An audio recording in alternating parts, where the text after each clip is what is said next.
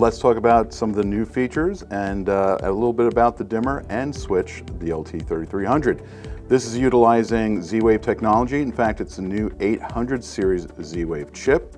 A lot of great things you can do with that because of all the more processing power, along with the trailing edge technology that's being utilized, and more memory. So now, just an example of that is on our up and down dimmer, we can change the ramp rate. So in other words, if I want a faster ramp rate on the up when I touch the up button, or a slower rate on the down button, I can do that. I can even change the speeds just if I'm using it via physical up and down, or actually using the up and down on a total control UI.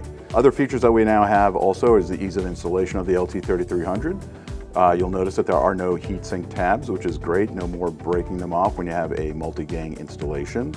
In addition, you don't need a neutral for either the switch or the dimmer installation, which makes it also very easy.